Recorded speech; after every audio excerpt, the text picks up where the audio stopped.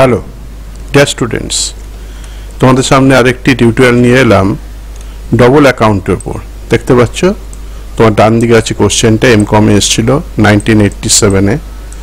এই অঙ্কটা বিশেষ করে এমকমের জন্য খুব প্রযোজ্য। এছাড়া কিছু কিছু বিকমে রয়েছে কয়েকটি ইউনিভার্সিটিতে। ঠিক আছে, এবার শুরু করা যাক। ডাবল অ্যাকাউন্ট জেনারেলি কাদের করা হয়? ইলেকট্রিসিটি বোর্ড যে রয়েছে তাদের যে অ্যাকাউন্টটা করা হয় সেটা হচ্ছে ডাবল অ্যাকাউন্ট।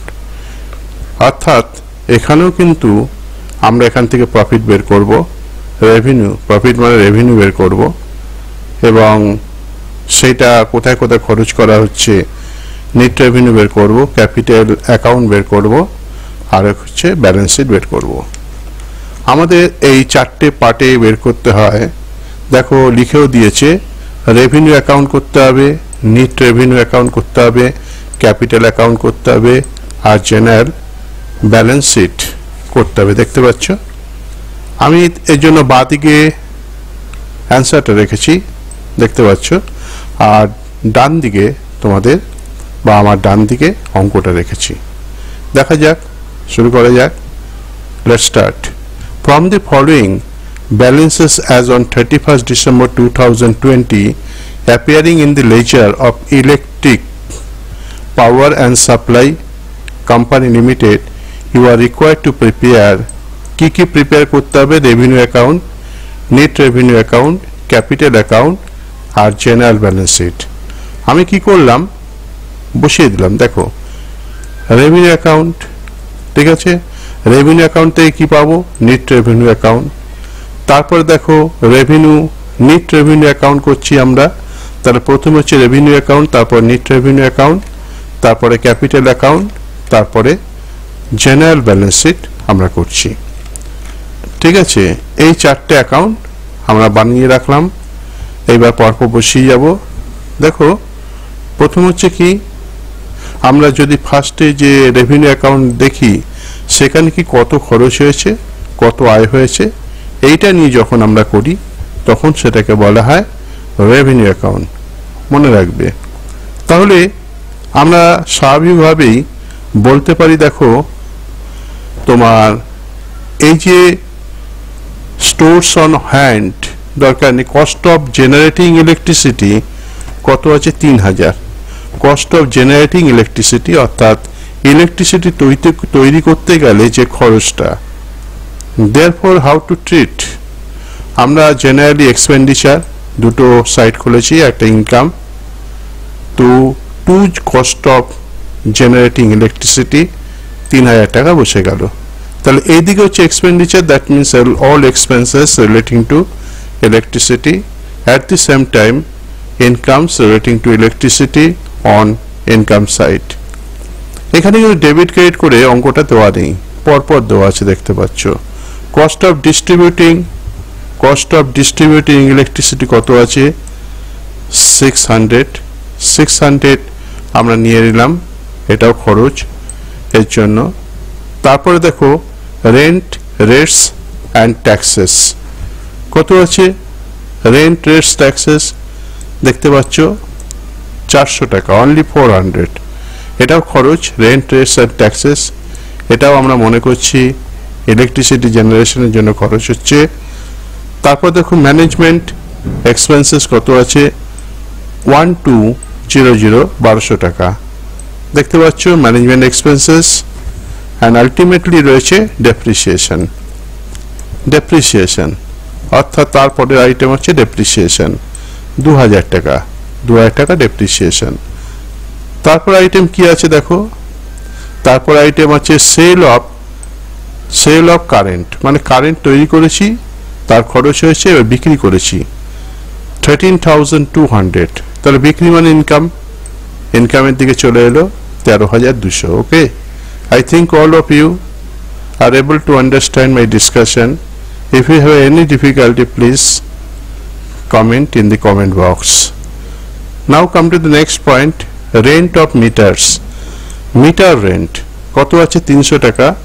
এটাও কিন্তু ইলেকট্রিসিটি বোর্ড দের ইনকাম, অর্থাৎ তোমাকে যে মিটার দেয় ইলেকট্রিসিটি বোর্ড, ধরো আমরা থাকি ক্যালকাটা ইলেকট্রিক সাপ্লাই কর্পোরেশন, কেউ থাকে West Bengal board of electricity বা ইলেকট্রিসিটি বোর্ড এর আন্ডারে, সেখানে কিন্তু যে মিটারটা দিয়ে দেওয়া হয়, তুমি যদি বাড়িতে নাও থাকো মিটার রেন্টটা তোমাকে দিতে হবে। তার ফলে কি it is an income to the electric board or electric power and supply company limited. ঠিক আছে, তাহলে এই অবধি হয়ে গেল। ইন্টারেস্ট অন ডিবেঞ্চার, ডিভিডেন্ড এগুলো পরে আসছে, এখানে আসছে না, কারণ কি এটা শুধু রেভিনিউ অ্যাকাউন্ট খুলেছি, ইনকাম অ্যান্ড এক্সপেন্ডিচার। তাহলে আমরা অ্যাড করছি 13,200 আর 300, 13,500, 13,500। You may use your calculator. Suppose I am using the calculator. কত আছে দেখো, 13,500, তার থেকে বাদ দেবো, তাই তো? কত? 3,600 আর 400, 4,000, 5,200, 5,200 বাদ দিলাম। তারপরে দেখো 2,000 টাকা বাদ দিলাম, তাহলে কত আছে? 6,300। Now we got this amount as net revenue account অথবা সারপ্লাস, তাই তো? অর্থাৎ আমরা বলে থাকি ইনকামটা বেশি হচ্ছে, তাই জন্য সারপ্লাস হচ্ছে। তার জন্য আমাদের কোন দিকে আসছে? তোমার এক্সপেন্সেস দিকে আসছে। এমনও হতে পারতো যে ইনকামটা কম হচ্ছে, তখন লস হতো, সেটাকে আমরা ডেফিসিট বলতাম। Access of expenditure over income, সেটা হচ্ছে তোমার ইনকামের দিকে বসতো। অটোমেটিক্যালি নাম শুনে দেখতে পাচ্ছি নেট রেভিনিউ, তাই নেট রেভিনিউ অ্যাকাউন্ট যখন খুলবো সেখানে নিয়ে যাব, কত আছে? 6,300, 6,300 দেখতে পাচ্ছ, নিয়ে নিলাম। এইবার চলে আসি নেক্সট পার্টে। দেখো নেক্সট পার্টে কি আছে? নেক্সট পার্টে হচ্ছে interest on debenture. Interest on debenture কত আছে?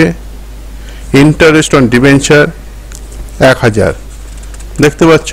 ইন্টারেস্ট অন ডিবেঞ্চার হচ্ছে 1,000। আমরা বলেছিলাম নেট রেভিনিউ অ্যাকাউন্টে চলে আসছি, ইন্টারেস্ট অন ডিবেঞ্চার 1,000। ঠিক আছে, ডিবেঞ্চার মানে কি? যখন কোম্পানির টাকা দরকার হয় তখন কোম্পানি কিছু বন্ড বাজারে ছাড়ে to raise money, to raise fund. Fund বা মানি রোজগারের জন্য, মানি নেওয়ার জন্য, for the expansion of the company may raise fund, may issue debenture to get money supply from outside members. It is called debenture. Debenture হলেই কিন্তু আমরা জানি যে প্রত্যেক বছর একটা রেট অফ ইন্টারেস্ট দিতে হয়, এটা কিন্তু শেয়ার নয়, debenture. Mind it very carefully, and there are various types of debenture. আমি তার মধ্যে যাচ্ছি না, তোমরা পড়েছো ইস্যু অফ ডিবেঞ্চার অথবা রিডেমশন অফ ডিবেঞ্চারের মধ্যে ডিবেঞ্চারে একটা নির্দিষ্ট মেয়াদ থাকে, যে এই মেয়াদের পরে তোমার ডিবেঞ্চার অ্যামাউন্টটা ফেরত দিয়ে দিতে হবে। Even before the expiry of that period, the debenture holder may also claim his money in case of one type of special debenture. ঠিক আছে, সব ডিবেঞ্চার ক্ষেত্রে করা যায় না, স্পেশাল ডিবেঞ্চার ক্ষেত্রে করা যায়। আচ্ছা, এইগুলোকে আমরা রিডিমেবল ডিবেঞ্চার বলে থাকি, যে ডিবেঞ্চারগুলো পরিশোধযোগ্য বা পেমেন্ট করতে হবে। একটা সার্টেন পিরিয়ড হতে পারে, অথবা যে কোনো টাইমে হতে পারে, আবার কনভার্সন হতে পারে ডিবেঞ্চার, যা গিয়ে বিভিন্ন রকম ভাবে তোমরা পড়বে ডিবেঞ্চারের উপরে। তাহলে ইন্টারেস্ট অন ডিবেঞ্চার আমরা দেখতে পাচ্ছি 1,000 টাকা নিয়ে নিলে to interest on debenture debit.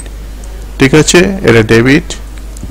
এই ডেবিটে চলে আসছে, অর্থাৎ তুমি পেমেন্ট করছো, তার জন্য ডেবিট হচ্ছে, যখন ইনকাম হবে তখন ক্রেডিট। এখানে কিন্তু ডেবিট ক্রেডিট চলে আসছে। আমরা যেমন রেভিনিউ অ্যাকাউন্টে দেখেছিলাম এক্সপেন্ডিচার অ্যান্ড ইনকাম, খরচের দিকে ডেবিট আর তোমার ইনকামের দিকে ক্রেডিট। সিমিলারলি এখানে কিন্তু খরচ, ইনকাম অন ডিবেঞ্চার। কিন্তু একটা জিনিস মনে রাখবে যে এইখানে যে আইটেমগুলো এসেছিল সেই আইটেমগুলো কিন্তু এখানে আসছে না, অর্থাৎ which items are actually taken in net revenue account, you have to remember, mind it very carefully, মনে রাখতে হবে। তারপর দেখো ডিভিডেন্ড 2,000 টাকা। At the same time dividend কোথায় আসবে? নেট রেভিনিউ অ্যাকাউন্টে 2000 টাকা চলে এলো, and you have to remember it very well because the company is paying dividend to the shareholder. শেয়ারহোল্ডারদের ডিভিডেন্ড দেওয়া হয়, প্রফিটের একটা অংশ, সেটাকে বলে ডিভিডেন্ড। ডিভিডেন্ড নেট রেভিনিউ অ্যাকাউন্টে চলে আসছে।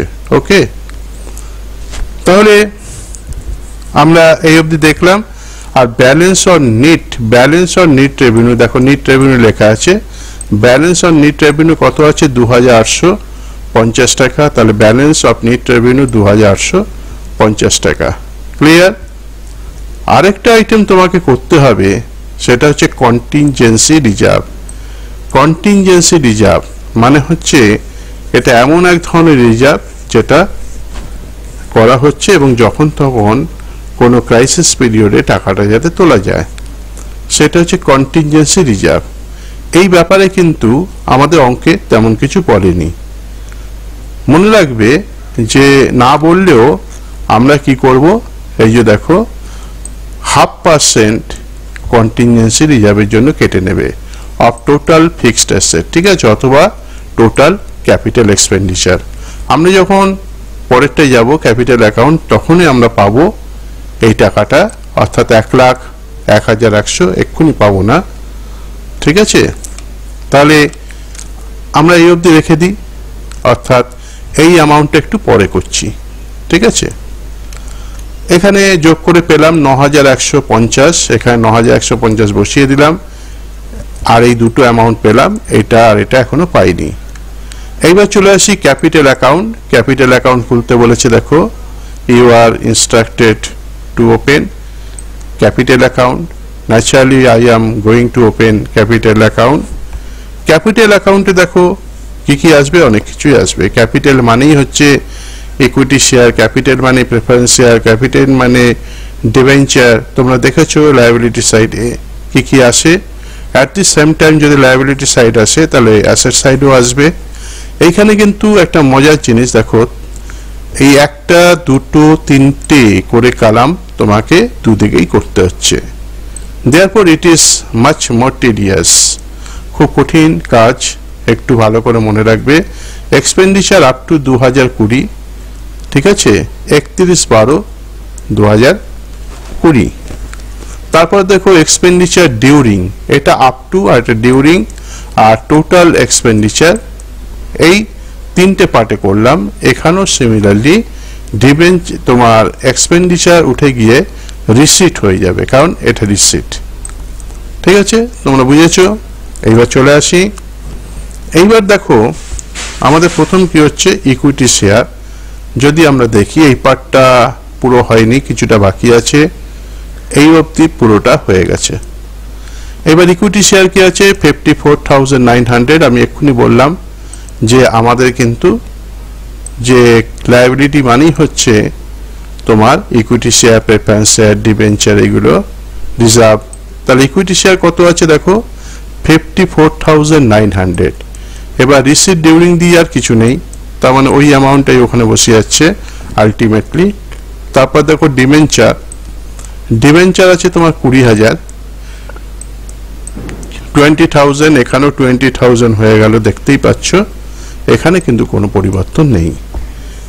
আর এখানে লায়াবিলিটি সাইডে তেমন কিছু নেই। এইবার চলে আসি দেখো অ্যাসেটে, এই দুটো লায়াবিলিটি সাইড পেলাম। এবার অ্যাসেট, ল্যান্ড, ল্যান্ড অন 31/12/2016, 31/12/2016, 2016 না 2020 হবে, 31/12/2020, 15,000 আছে, 15,000 নিয়ে নিলাম 31/12/2020, ঠিক আছে। কিন্তু তারপরে দেখো ল্যান্ডস পারচেজ ডিউরিং বলছে 500 টাকা পারচেস করা হয়েছে পরে, তাহলে 500 টাকা নিয়ে নিলাম, তার টোটাল কত হলো 15,500। I think you are able to understand, you can understand, because lands on 31/12/2020 is 15,000, and naturally land has been purchased during the year 500. Therefore you have to add the two items and we got 15,500, ঠিক আছে। Similarly এই জন্য কিন্তু এই কলামটা দরকার হয়েছিল। There was no necessity of the third column in case of receipt.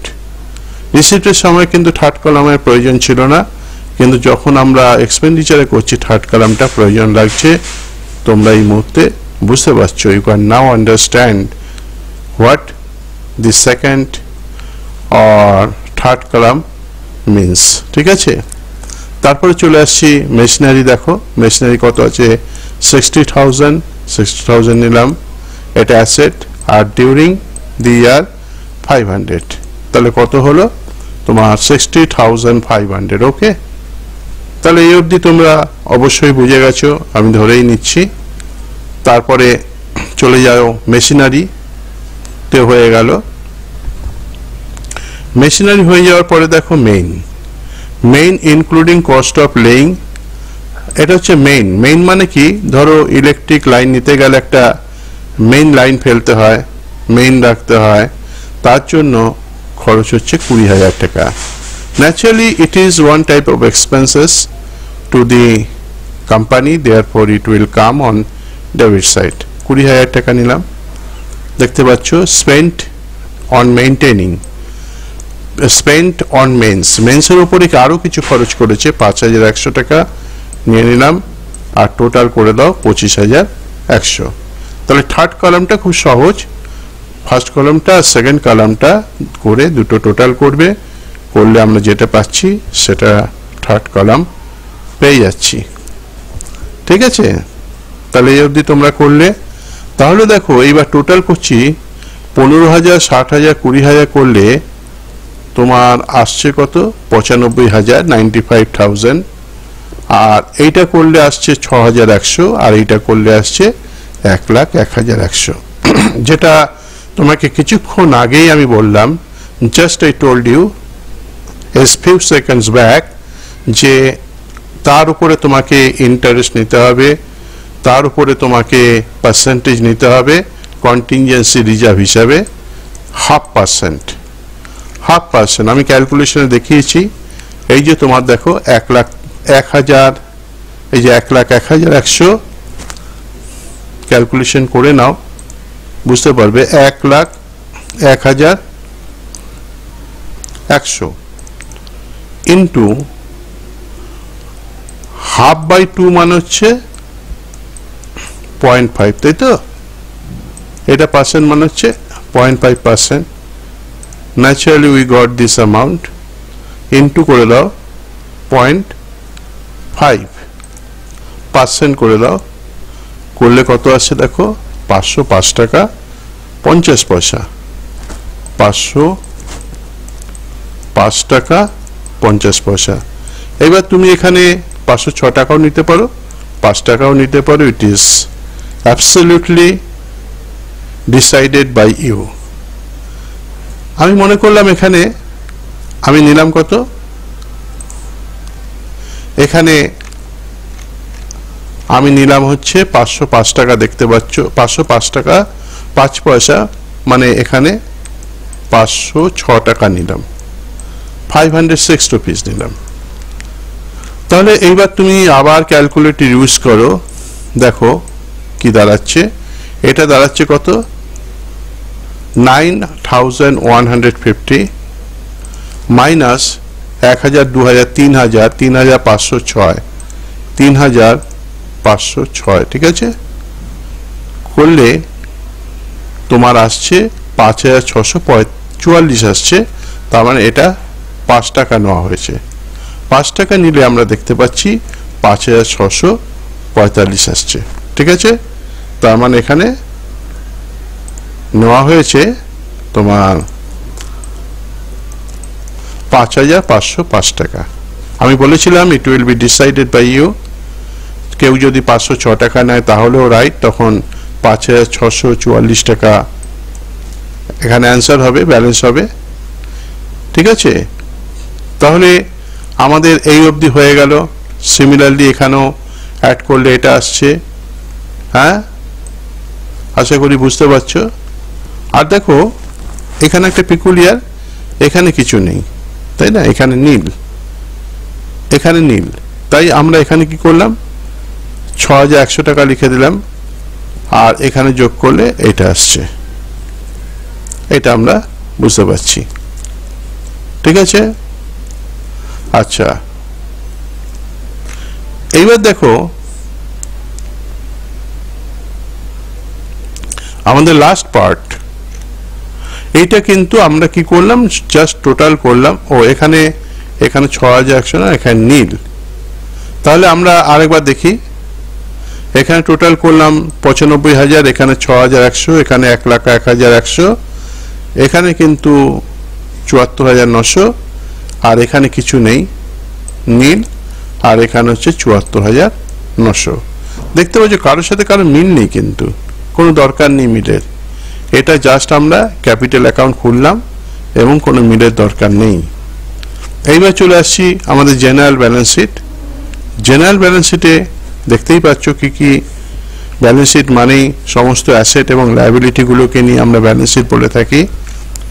আমি আবার চলে গেলাম অঙ্কেতে, ফিরে গেলাম। তাহলে আমাদের এই অবধি আমরা নিয়ে নিয়েছি, তাই তো। এইবার সানডি ক্রেডিটর। সানডি ক্রেডিটর কত আছে দেখো, সানডি ক্রেডিটর আমাদের রয়েছে 100 টাকা। দেখতে পাচ্ছ পরপর যদি বসিয়ে যাই, 100 টাকা আছে, 100 রুপিস নিয়ে নিলাম। আচ্ছা, নিট রেভিনিউ কত পেয়েছে দেখো, 5,645। ওই নিট রেভিনিউ থেকে যেটা আমরা পেলাম 5,645, দেখতে পাচ্ছ নিট রেভিনিউ। নিট রেভিনিউ পেয়েছে, তো আমার লায়াবিলিটি অর্থাৎ প্রফিটের সাথে অ্যাড করা হয়, তাই নিট রেভিনিউ আমরা লিখলাম। এইটা কন্টিনজেন্সি রিজার্ভ মানে লায়াবিলিটি 505 টাকা, ঠিক আছে। তারপরে দেখো আর কি আছে, ডেপ্রিসিয়েশন ফান্ড 25,000। ফান্ড মানেই সব লায়াবিলিটি। আর total capital receipt. Total capital receipt মানে এই যে এখানে পেয়েছিলে টোটাল ক্যাপিটাল রিসিট, সেইটা তোমার চলে যাচ্ছে ওইখানে 74,900, ঠিক আছে। আর এইখানে যেটা পেলে তুমি, এই যে এইটা টোটাল এক্সপেন্ডিচার 1,01,100, এইটা চলে আসছে এইখানে। Clear? I think it is also clear to you, and if you face any problem you must respond to it, okay। তারপরে দেখো কি আছে, গেল। তারপরে হচ্ছে সানডি ডেটার্স ফর কারেন্ট সাপ্লাই। সানডি ডেটার্স তার মানে অ্যাসেট 4,000। তারপরে দেখো আদার ডেটার্স 50 টাকা, এটাও তোমার অ্যাসেট। ডেটার্স মানে হচ্ছে তার কাছে টাকা পাবো, আর ক্রেডিটার্স মানে কেউ আমার কাছে টাকা পাবে। স্টোর ইন হ্যান্ড 700 মানে ক্লোজিং স্টকের মতো, আর ক্যাশ হচ্ছে 300 টাকা, দেখতে পাচ্ছ 300 রুপিস। এইবার কিন্তু এইখানে কিন্তু খেয়াল রাখবে, এই দুটো কিন্তু মিলে যাবে। যদি না মেলে তাহলে কিন্তু অঙ্কটা ভুল, ঠিক আছে। আমরা যেমন আগে এই ক্যাপিটালে দেখলাম মিলছে না, কিন্তু এই ক্যাপিটালের টোটাল এক্সপেন্ডিচার আর টোটাল রিসিট এই দুটো কিন্তু আমাদের অপোজিট সাইডে নিয়ে গেছি, এবং আলটিমেটলি ওটা কিন্তু মিলে গেছে। দেখে নি 74,900 অ্যাড হচ্ছে 25,000, অ্যাড হচ্ছে 505, 505 অ্যাড হচ্ছে 5645 আর অ্যাড হচ্ছে 100 করলে 1,10,695 আসছে। তাহলে কি ভুল হলো আমাদের? দেখে নাও, আমি আরেকবার করি। 74,900, 25,000, 505, তারপরে 5,645 আর হচ্ছে 100, 1,06,150 না, ঠিকই আছে যোগ। এই 1,06,150 থেকে আমি বাদ দিলাম 3 আর সাথে 1,050, আমি বাদ দিয়ে দেখাচ্ছি, মানে 0 আসবে। 4,000 করলে দেখো 1,01,100, ঠিক আছে, এখানে 100। তাহলে আমরা পরিষ্কার বুঝতে পারলাম এই যে এখানে 100 কিভাবে আমরা অঙ্কটা করব। আমি আবার একটু রিপিট করছি, I am repeating the answer. You are asked to prepare a double account and the items or the ledger accounts are also given, which ledger accounts are to be opened: revenue account, net revenue account, capital account and general balance sheet. You have to prepare revenue account at first, and we got this balance 6,300. Naturally it will be transferred 6,300, and ultimately we prepared net revenue account and we got this amount 5645, and it will be transferred to capital account. It will be transferred to capital account. Okay, and this amount, that means total expenditure as well as 74,900 under total receipt, both of them are to be transferred to general reserve like this. Okay, crosswise, and naturally we got this amount here, and ultimately we got or prepared general balance sheet. Both sides of the balance sheet will match, and that is, and one thing is to be remembered here, that contingency reserve is to be assumed at the rate of 1 and 2% on cost of total fixed asset or total capital expenditure. Okay, total fixed asset here, this one, and naturally we have to calculate contingency reserve, and ultimately we got the problem solved. Thank you very much for listening my program. আমার সাথে এতক্ষণ থাকার জন্য ধন্যবাদ। আশা করি তোমরা বুঝতে পেরেছো, যেখানে বুঝতে পারবে না বলবে। Thank you.